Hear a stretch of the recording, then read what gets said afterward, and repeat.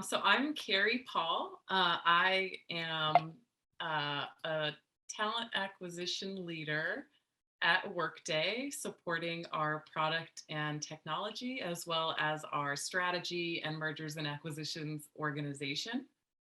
And I have here with me Teresa. Hi there, I'm Teresa DeBar. I am the global head of talent acquisition here at Workday. Um, Another thing I'll share about my background is I've done three really interesting career tours of duty. I have been in talent acquisition for 7 years of my career, 6 years in a COE for leadership and org effectiveness, and then the last 14 years, people partner leader supporting various organizations, everything from services to engineering to G&A functions. Great. Yeah, me and Teresa started a week apart at Workday and are really excited to be here today with you all to talk about this great topic. So we'll go ahead and jump right in, and also feel free to put Q&A in the chat, and we'll have time to answer your questions. So we're going to go ahead and jump right in. Really excited to be here. And I wanted to start by talking about work environments and work culture. And long before COVID-19, researchers and people professionals have discussed this concept called quality of work life, QWL. You don't have to use that scientific term, but essentially it's the quality of the relationship between employees and their total work environment. It's really an umbrella term. It covers positives and negatives of every aspect of an individual's work, working conditions, incentives and rewards, working hours, interpersonal relationships. But as will be no surprise to anybody, the COVID-19 pandemic has ushered in an era of the reevaluation of work life and what people care about and what they want. And this has been called many things like the Great Resignation or the Great Reshuffle. And what has been particularly interesting is that health and safety has always been a consideration within company culture, but COVID-19 has resulted in the rise of health and safety as a critical satisfaction factor for the first time in non-manufacturing jobs or jobs that aren't physically dangerous, which is where it has typically lied. Yeah, and what I would say is big crises create big shifts in perspective, right? And I think COVID has been probably the biggest crisis that we've experienced in our lifetime. And it's almost like we collectively woke up from a matrix and asked ourselves, what am I doing? Do I like what I'm doing? Have I done enough? So to a certain extent, it's a gift because it gives us a chance to reframe the game. And engagement for ourselves, it's a combination of thinking about what's sort of on the surface and maybe some unconscious factors. And there's going to be probably some unmet needs that we have ignored or suppressed. So the opportunity for some self-reflection, it will go a long way in helping us understand what's driving some of that unrest or that need for change. So we're going to talk today about engagement. And I'll start by saying that the paradigm shift as a result of COVID-19 has caused employers to reevaluate the factors contributing to the engagement of their employees. There's 100 models out there and paradigms for engaging employees. At Workday, we have an engagement survey called Pecan. We hired a leader of wellness initiatives. We hired a chief medical officer on staff. But these types of models are all from the employer's point of view. And today we really want to shift the conversation towards you all and how you can evaluate what's truly important to you and how you can get that either in your current work environment or how you can evaluate prospective employers for the key factors that matter to you in this new paradigm. A lot of us are feeling the need right now for some kind of change. It's driving people to seek new employment. It's driving the most competitive job market we've seen in a long time. But what we feel is the most important thing is ensuring that the change is made thoughtfully and will result in maximum happiness for you. Right? That's the whole theme of this conference is elevating joy. And a key step to doing that is evaluating where your need for change is coming from. And we look at it a little bit like this.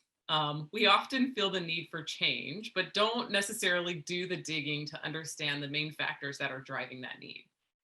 So that's why we put this change circle in orange. It's a feeling that we need to do something different. I've been stuck in the house for 2 years, potentially.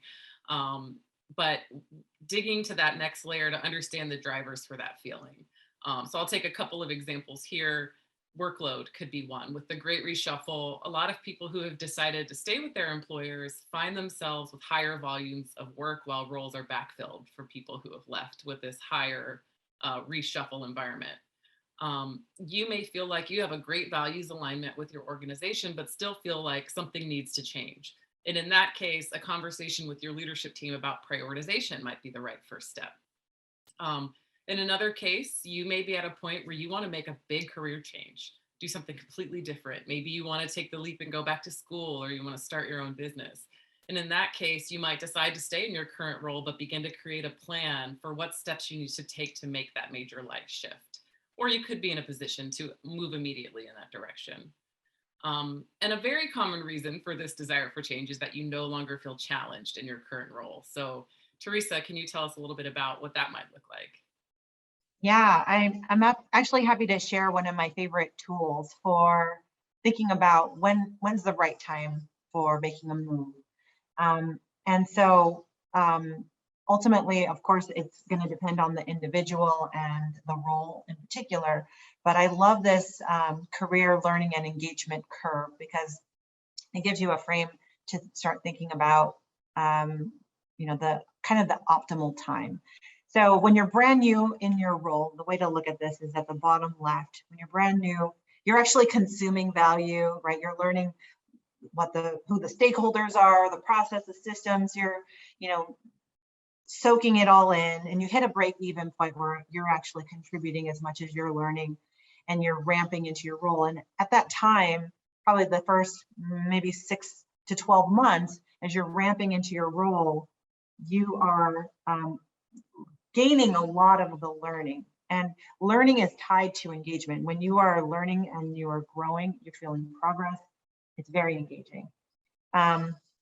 And then you'll begin to get maybe into year 2, where you've maybe gone through all the cycles in your current role, and now it's a chance to give back. You're actually innovating and shifting the process and giving back to the role in year 2. And that's where you begin to think about not only my current role, but also what are the future skills for success.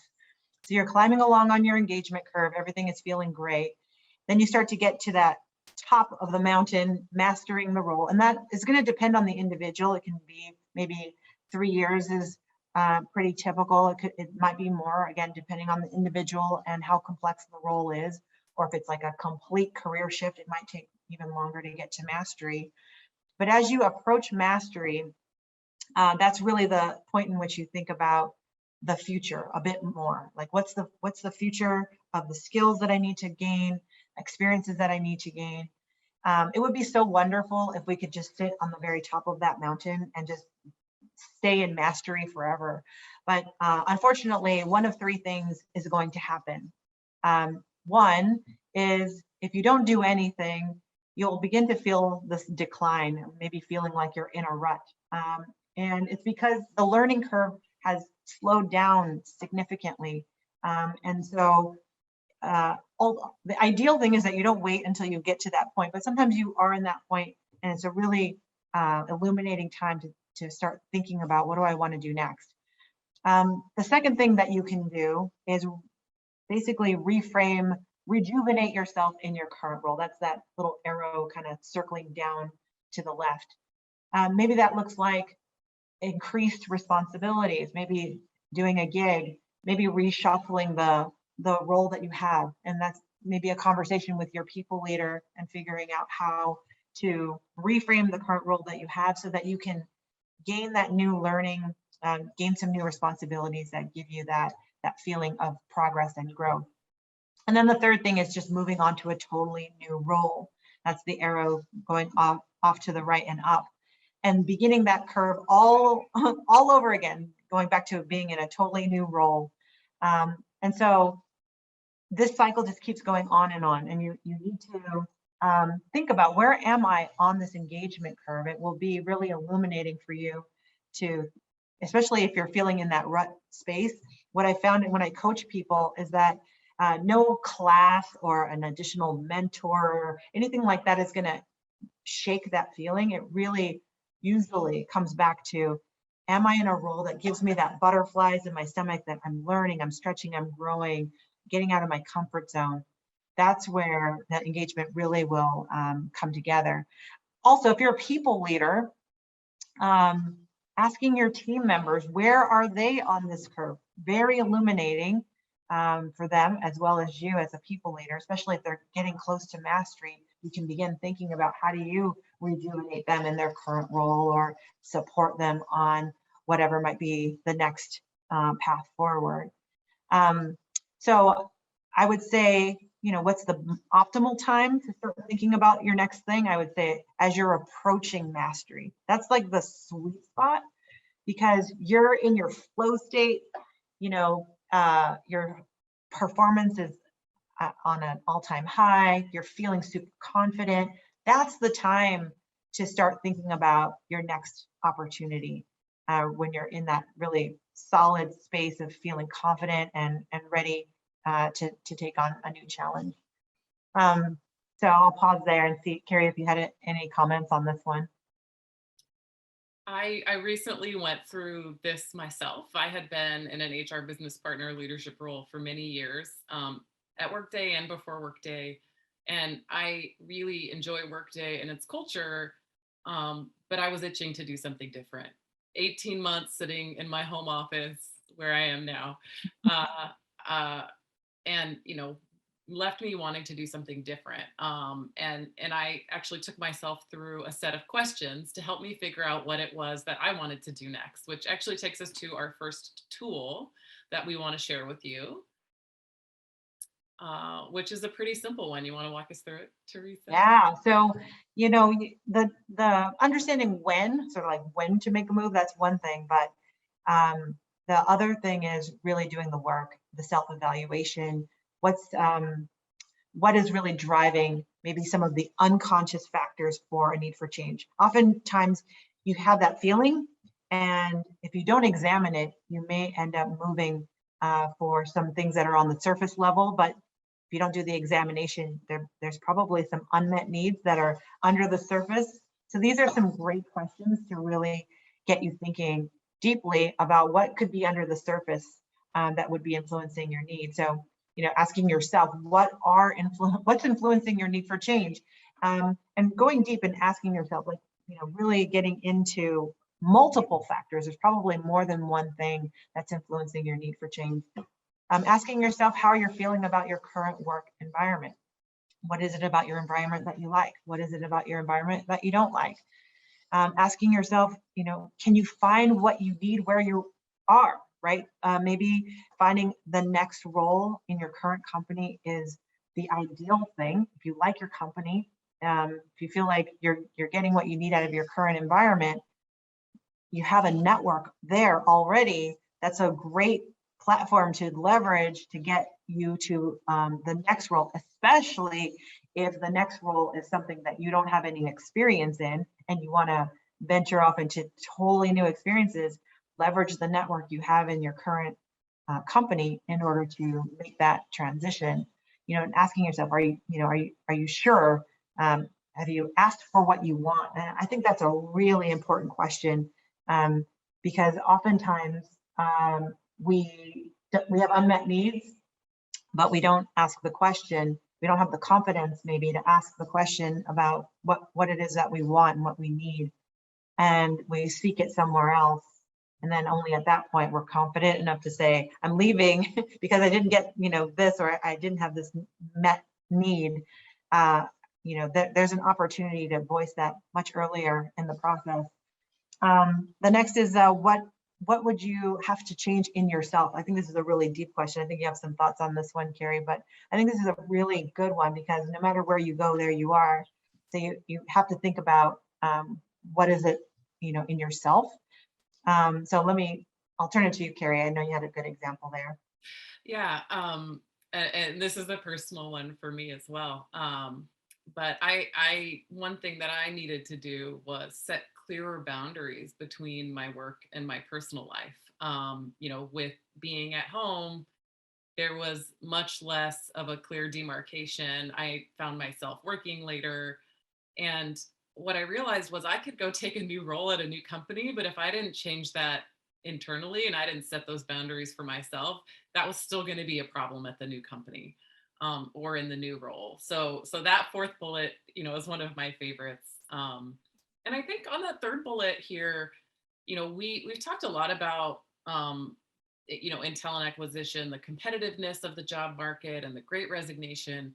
But the flip side of that, is that organizations are eager to keep top talent at the company and they want to keep them engaged. So being able to articulate what you want and talk to your leadership about it really can be powerful, as a first step, before you take a step out the door.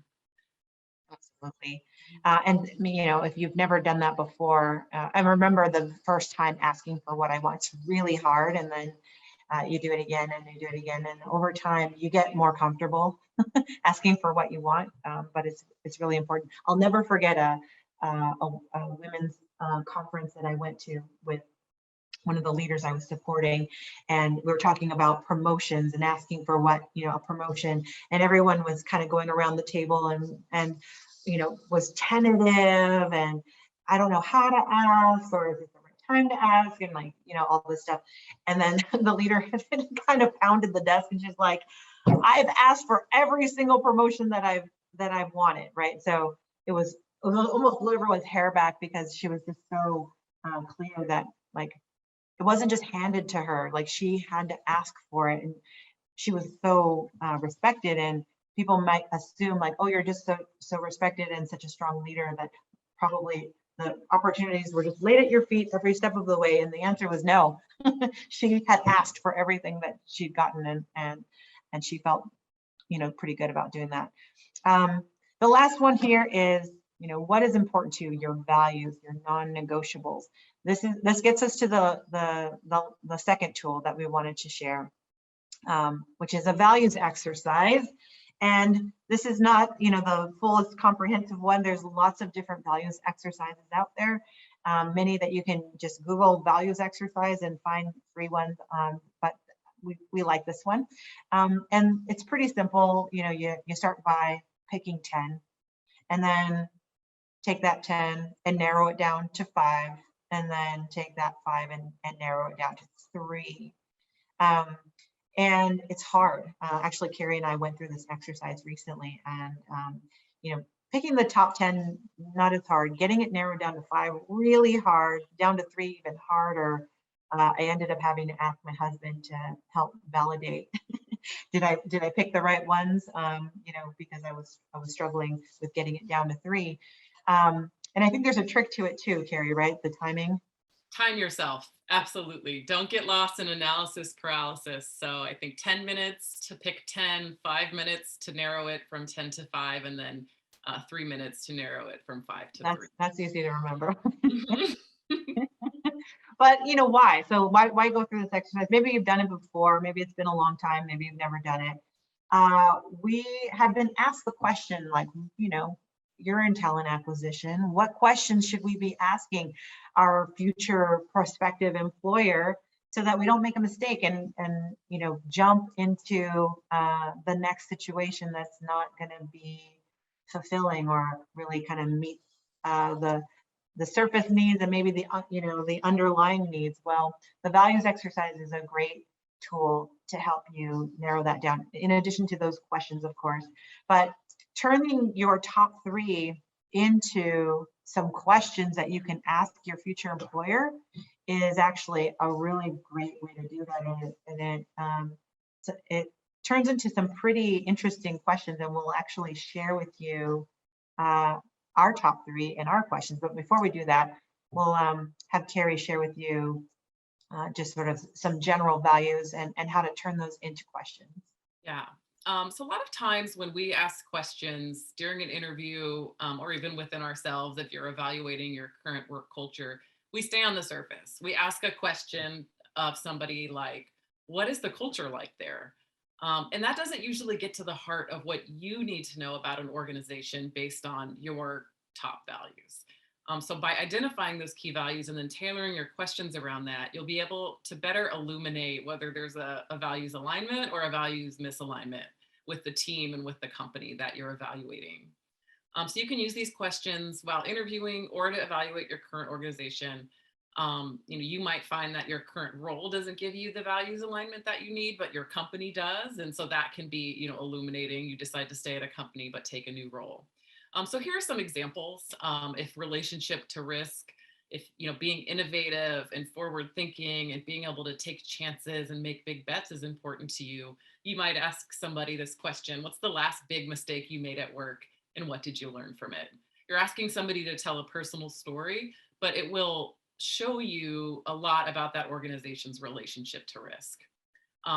Again, peer relationships and collaborations, asking people about their main support systems at work and seeing what comes to the surface. And then this last one, probably something everybody should be asking any prospective employer, what did your organization do in 2020 when the risk of COVID became apparent? And what were the main decision factors around your organization's RTO strategy?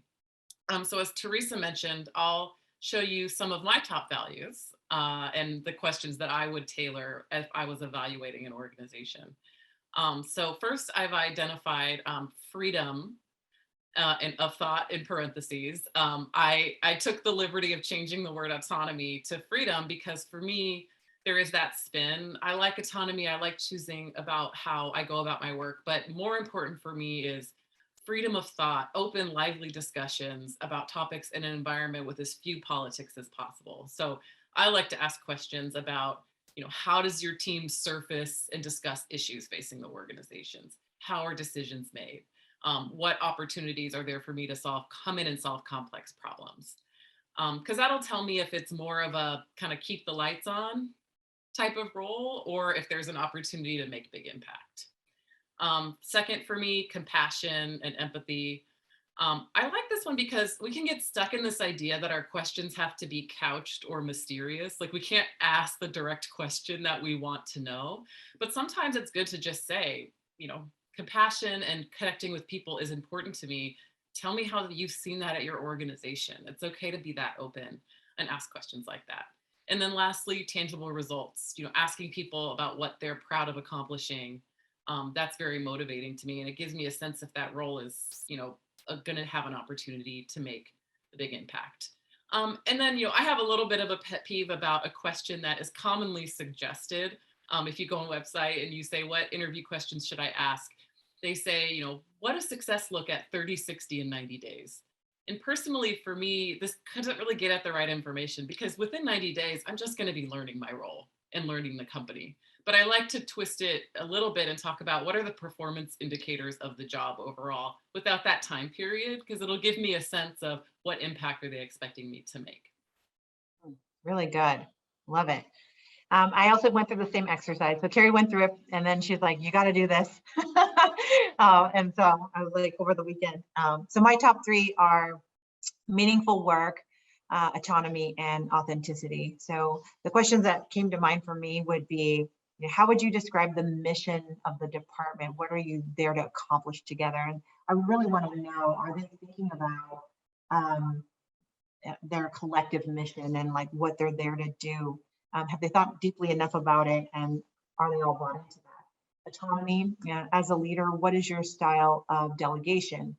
I'd want to know from a future manager, like how involved are they in the day-to-day decisions and day-to-day operation? And then with authenticity, how open and vulnerable are folks within the team with each other? And this gets back to your point, Carrie. It's like you can ask these questions and it'll be super illuminating how vulnerable they come back with the answer, right? Do people regularly put tough issues on the table, speak openly about it? The example that they share will speak volumes about how much it's valued in the organization.